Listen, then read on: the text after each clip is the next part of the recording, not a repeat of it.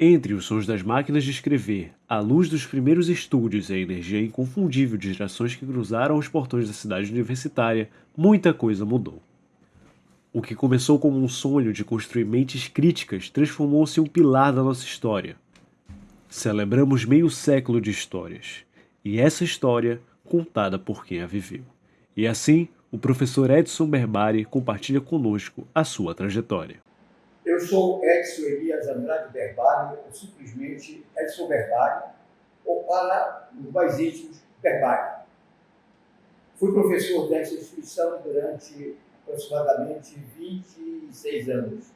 Comecei como professor de língua latina, porque eu fiz o concurso de língua latina, e depois eu tive que fazer o mestrado, e esse mestrado eu fiz a opção para fazer de comunicação social, e o fiz na Universidade de Brasília, na qual eu me formei e sou o primeiro mestre em comunicação social. Eu entrei como concursado na universidade em 1974.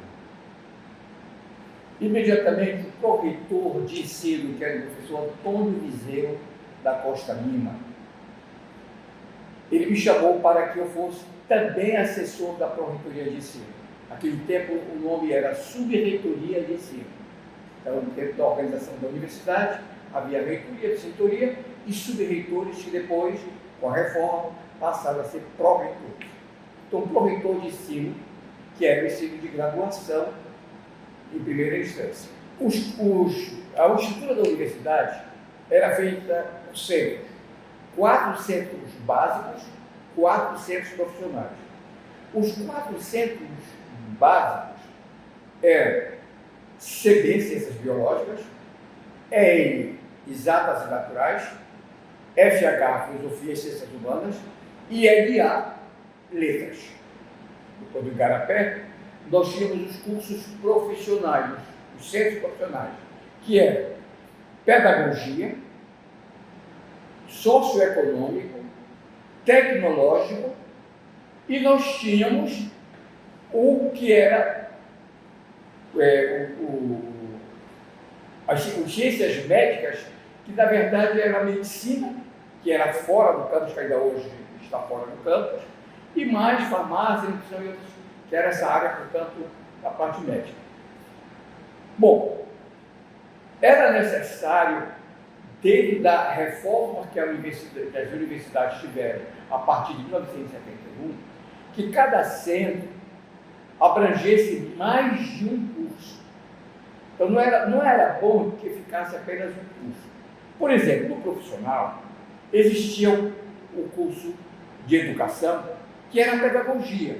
Só que a pedagogia, ela abrangia, no final das contas, todas as licenciaturas, letras, ciências sociais, matemática, física, química, o que for, biologia, o que fosse, contava como se fossem cursos também da pedagogia por causa da didática. O centro de letras ficou sozinho, sem nada, porque os outros tinham 1, 2, 3, sabe, 2, 3 cursos. Bom, o curso de comunicação social do Brasil existia no sul, sudeste e um pouco no centro-oeste, com a Universidade de Goiás.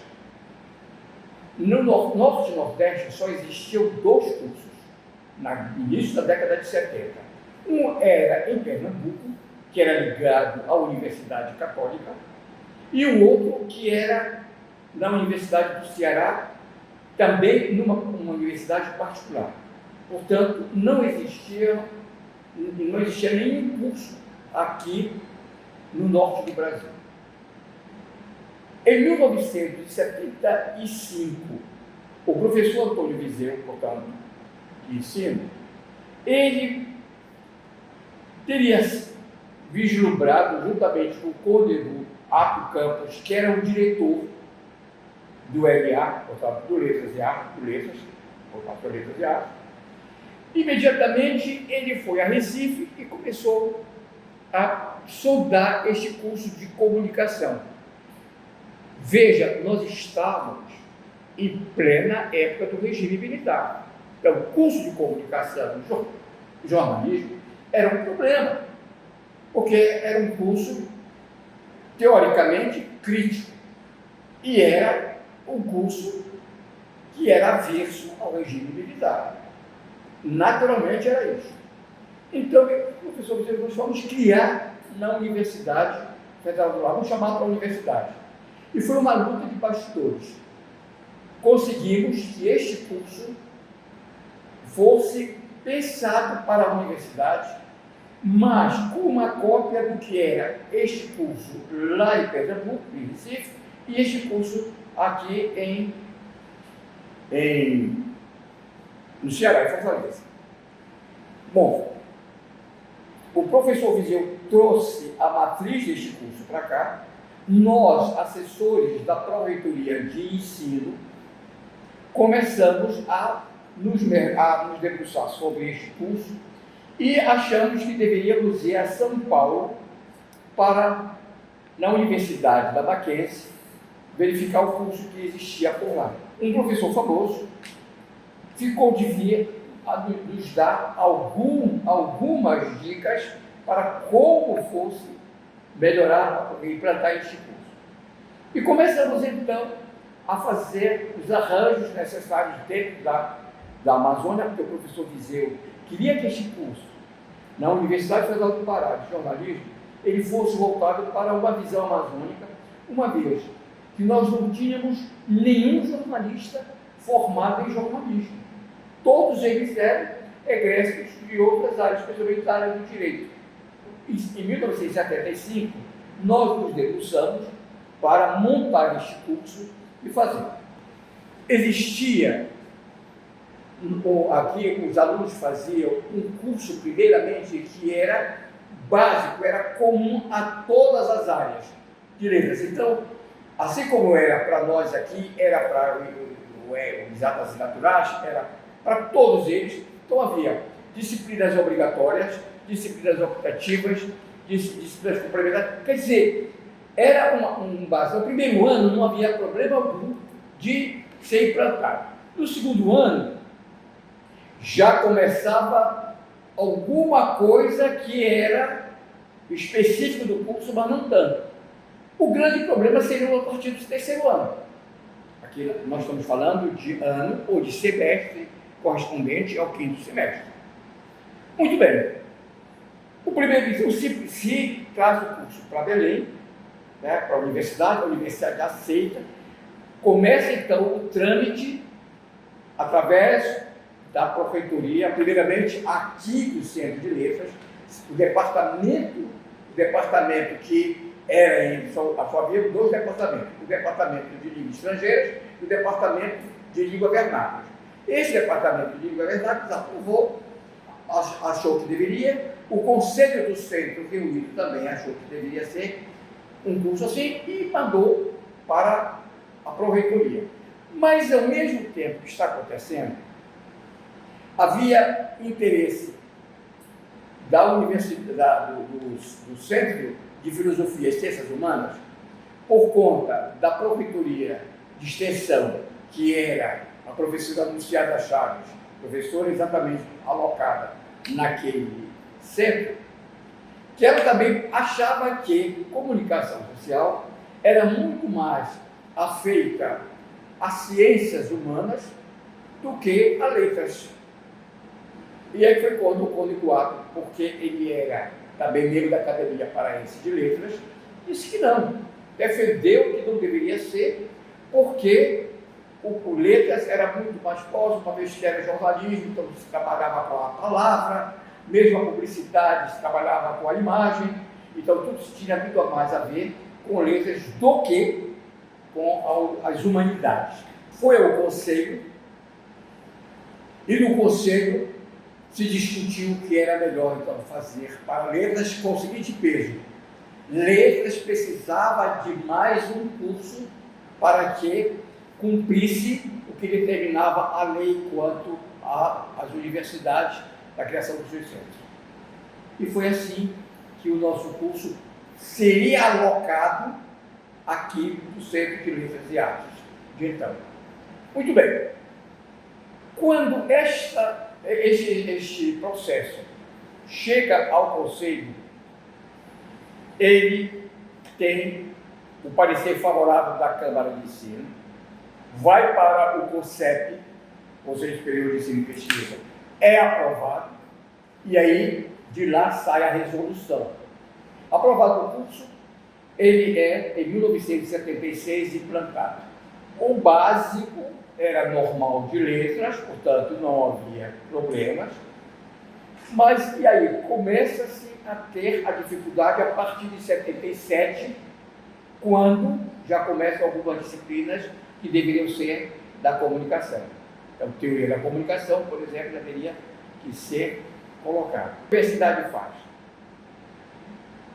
Duas coisas. Primeiro, mandou buscar uma professora, coitada, essa professora, ela merece o troféu de ouro dessa universidade. Se soubéssemos onde é que ela está, ela merecia vir para a comemoração dos 50 anos. Porque esta professora foi uma heroína. Ela deu todas as disciplinas. Ela era sozinha aqui, porque ela era a única da área da comunicação social. Mas, ao mesmo tempo, começou a se pensar naqueles arranjos do jeitinho brasileiro. Tá? Então, olha, tem fulano de tal que tem nível superior, que exerce o jornalismo, então traz para cá. Tem não sei quem. E começou a trazer gente para cá, que não tinha nada a ver com comunicação, não tem informação, mas que tinha uma experiência. E essa experiência vai vir para somar o quadro. Bom, eu era professor do Centro de Letras, não tinha nada a ver com comunicação social, mas eu era professor de latim, língua latina, por causa do curso de letras, mas era assessor da Pró-Reitoria. Só que começaram, àquela altura, os cursos de mestrado, os cursos de doutorado, e exigência, assim, levemente, vamos qualificar o corpo docente da instituição. E a turma de letras já estava há alguns anos no Rio de Janeiro fazendo mestrado em linguística, em literatura, em ciência. Essas coisas todas começaram a fazer para lá, e comunicação que começava nada. Por acaso eu ouvi uma conversa de que alguns professores do curso de letras estariam interessados em migrar para o departamento que nós éramos juntos. Ficamos juntos com o nível estrangeiro. Com o nível estrangeiro, e também foi criado o curso de arte. Então, era o curso de comunicação e o curso de arte. Nós éramos muito juntos, muito unidos. Nesta altura, eu vi que as pessoas que estavam candidatas eram professores que não eram muito afeitos ao ensino. Eles gostavam de dar aula, mas eles eram de lá e queriam vir para cá. E nunca tinham trabalhado em jornalismo, nunca tinham trabalhado em publicidade, nada. Quer dizer, eles queriam vir para ter aqui uma garantia, porque lá eles eram sobre. E quando eu disse, não, peraí, está na época de eu fazer aqui o meu mestrado. Por que eu não faço em comunicação? Eu tenho uma certa facilidade em escrever, eu tenho alguma coisa. Aí comecei a pensar nisso. E tinha também essa altura, como assessor da Pró-Reitoria, eu tinha visitado muito algumas universidades e notei que era possível você se qualificar para tanto. A essa altura eu estava passando também por um processo aqui dentro da universidade, que tinha mudado da reitoria, e nós tínhamos para o curso de comunicação, o curso de comunicação já tinha trazido alguns colegas que eram jornalistas. Por exemplo, era da área do direito, da arquitetura, da biblioteconomia, como no caso. Então, essa turma que está vindo para cá, nós já tinha esse know-how em publicidade, propaganda ou em jornalismo. O Paulo Chaves, eu vou citar o nome, que foi um grande professor nosso, Ele era da área do cinema. Ele era arquiteto, mas foi fazer cinema na Sorbonne. E quando ele veio, então aproveita para cá. E queriam empurrar aqui alguns professores encostados, que não eram muito ligados. Mas sempre veio, aquela história, não presta mais para a comunicação. E eu digo, não. Aí eu me candidatei no peito da mar para ser professor, para ser aluno de mestrado na Universidade de Brasília. Aí fui a Brasília, me deram a indicação dos livros que eu deveria ler, me preparar e tal. Só que houve um detalhe também em Brasília. Havia 2 anos que havia sido suspenso o mestrado em Brasília e ia sido retomar em 1978. Havia, no entanto, alunos que estavam fazendo todas as disciplinas e já em fase de tese, por conta dos professores de criar uma espécie de curso livre, à espera de quando houvesse a volta do mestrado, eles pudessem ser qualificados para a câmara. Então, eram 5 vagas da reabertura. No entanto, quando eu cheguei lá, aí me explicaram, no dia do concurso, os caras, olha, vocês são 17 candidatos, sendo que, desses 17 candidatos, 5 já estão nessa situação. Portanto, o que nós vamos fazer é que vocês se candidatam, vocês vão fazer, só que vocês passando, vocês não serão imediatamente absorvidos no curso, logo no início, para que depois que esses alunos concluam em meio ano, que era a época que eles tinham que apresentar dissertação, aquelas burocracias, e aí eles eram alunos legalmente matriculados e abrem vaga no segundo semestre. Aí vocês entram no segundo semestre como alunos ouvintes, como eles foram, à espera do ano de 79. Bom, como eu estava com problema aqui na reitoria, porque nós tínhamos um grupo esse grupo que estava aqui na universidade, um time do qual o reitor não gostava, e ele queria me colocar para fora junto com aqueles outros, porque nós éramos subversivos na visão dele. Então eu fui fazer esse concurso brasileiro. Não é que eu passei em terceiro lugar? Passei em terceiro lugar.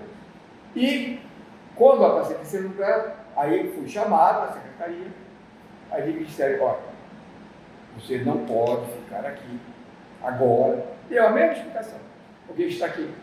Eu entendi perfeitamente e achei que era justo. Por quê? Em 2 anos, os colegas que eram, um era da Bolívia, outro do Peru, esta peruana acabou de vir para cá, para Belém, foi a professora Juana Berta, fez um bom trabalho aqui também, eu trouxe para cá. Era um outro colega aqui, era da Colômbia. Eles eram todos ligados à Emater, que era a comunicação da Emater, era muito forte na América Latina naquela altura. Interessante um estudo desse viés. E quase todas as teses de mestrado naquela altura tinham esse vínculo ligado à terra. Bom, então eu abri mão, aceitei e retornei para começar o meu curso em agosto. Aí eu fiz agosto. Quando foi no final do ano, o reitor da Universidade de Brasília anulou o nosso concurso. Só que os colegas que já tinham feito, já estavam safos, foram embora e continuaram com o seu mestrado, o seu diploma regularizado. E nós ficamos. Bom, fiquei em Brasília durante 2 anos e meio, até o final de 80, portanto, no final de 78, 79 todo, e 80. E terminei, voltei a Belém para fazer somente a minha dissertação, para apresentar em qualquer momento que eu quisesse. Quando eu voltei a Belém, eu tinha mais 1 ano para ficar, mais de meio ano. Mas não, eu vou voltar para a universidade e vim para cá. Quando cheguei aqui, me apresentei ao meu departamento, que era de língua, a verdade, não tinha nada a ver com comunicação. Aí, só que eu estava sempre em contato aqui com o pessoal e vendo, coitado, a situação difícil em cada estado se encontrando. E, nesta altura, do meu retorno, eu vi, aí a diretora disse, agora você vai ficar para que faça imediatamente assumir a chuva de comunicação. Você vai passar do departamento de governança para o departamento de língua estrangeira, da comunicação da Aritil. Muito bem. Acontece que, veja, o curso começou em 76. 76 todo, 77, 78, 79. Aí, 80, tinha que reconhecer, porque o curso era autorizado, mas tinha que haver reconhecimento. Aí começa uma luta insana. Este reconhecimento do curso de comunicação. Meu Deus do céu, foi um parto. Vocês não podem imaginar. Queriam reconhecer esse curso no peito e na mão, de qualquer maneira. E não existia nada. Nós não tínhamos uma máquina de escrever, que naquele tempo os nossos jornalistas tinham que escrever em máquina. Nós não tínhamos uma máquina fotográfica. Era toda assim dos alunos, ou dos professores, coitado. O senhor Ronaldo foi o herói durante muitos anos aqui. Então, veja aí.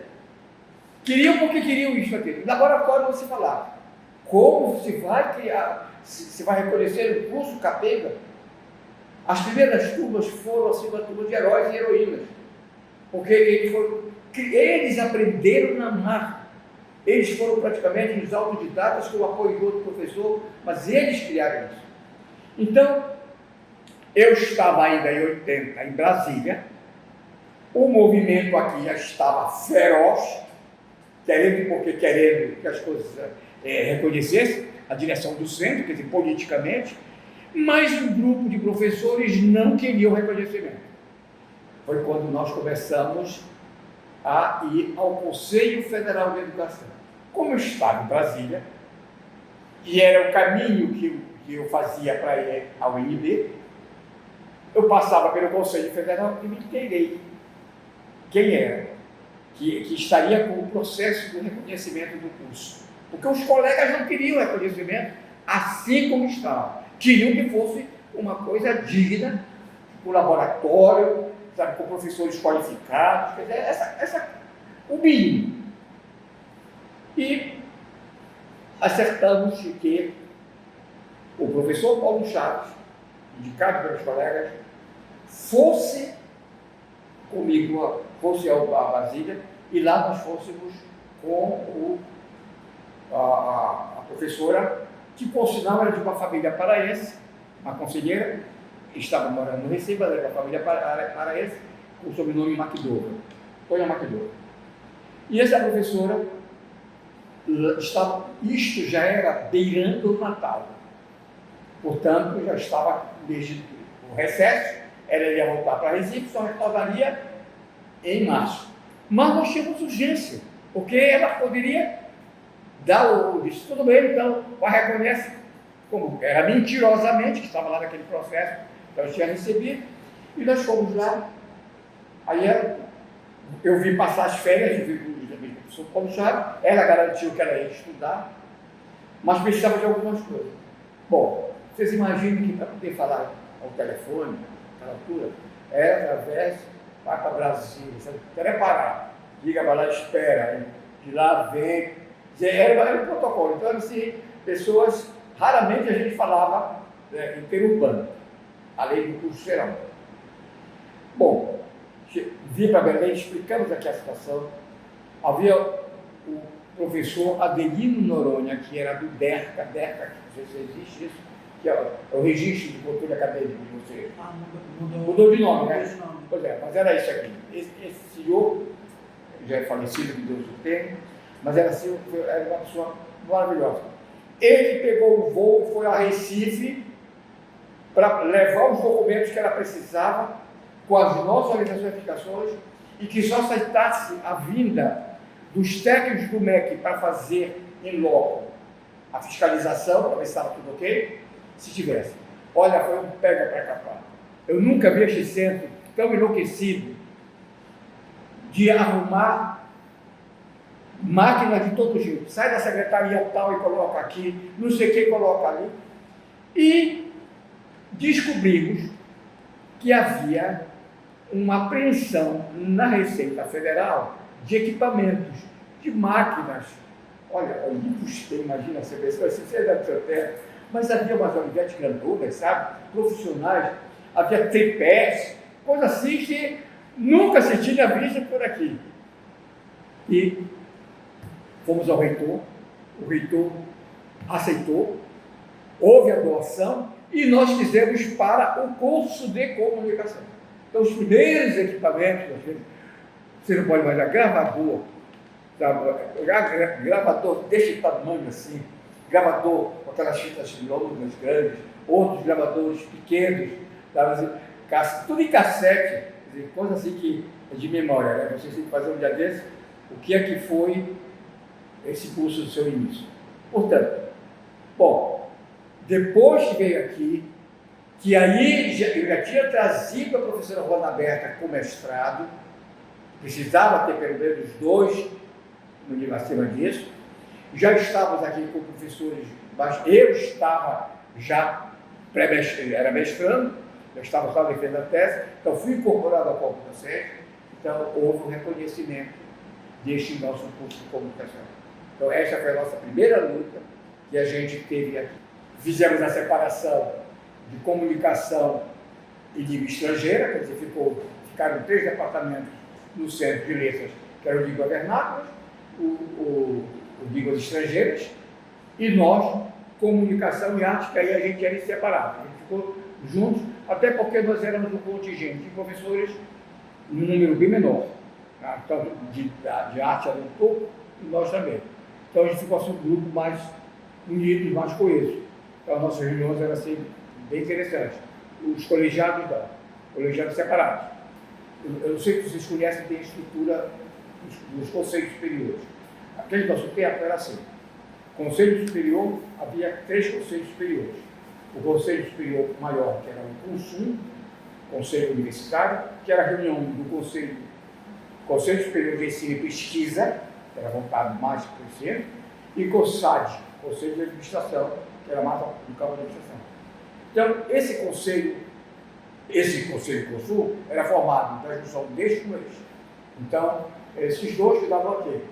Ele era composto pela administração superior, que era o reitor, o vice-reitor, os pró-reitores, todos com direito a voto. No conselho eram todos os diretores dos centros e um representante, era ele e mais um representante de cada centro, os dois.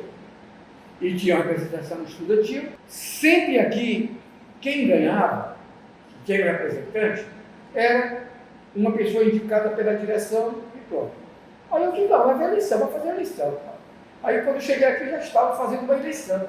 Aí eu disse que como a comunicação não era pela manhã, era sempre à tarde, à noite, eles faziam as reuniões sempre de manhã. Ora, de manhã, os nossos colegas estavam nos jornais, praticamente, trabalhando, não tinha condição. E aí a gente, não dá. E aí eu não sei que pastorei tanto que acabou eles fazendo uma nova eleição. Aí eu me candidatei.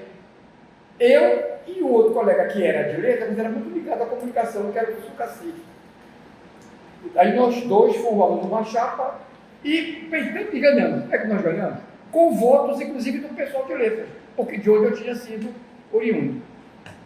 Aí fizemos um trabalho, fiquei 9 anos no conselho. Fui reeleito, houve mudanças, não sei o quê, depois voltei. E nessa situação, a gente começou então a fortificar também o curso de comunicação. Quer dizer, a gente aparecia não emprestando apenas o nome, mas marcando presença em tudo. Não, de onde é que você é? Da comunicação. Aí eu me interessei muito, por exemplo, eu tinha um doutorado para fazer, mas eu decidi não. Eu prefiro que os colegas vão fazer mestrado. Aí no meu lugar foi Afonso Cantal, fazer mestrado na Unicamp. Foi um professor fazer o professor Roberto, o nosso professor Roberto Vieira, que depois de fazer em Recife. E eu comecei a mandar, tem que sair daqui, tem que sair aqui. Só que ficou aquela história. e os nossos alunos, os que estão saindo daqui só com a graduação, como é que eles vão fazer? Aí, foi quando eu criei essa história que você perguntou, do curso de comunicação social. Como é que ele nasceu? Ele nasceu da seguinte maneira. Uma visão que nós tínhamos que dar o básico e conseguir que a gente pudesse dar alguma coisa também da Amazônia, porque não adiantava a comunicação pela comunicação igual dos outros.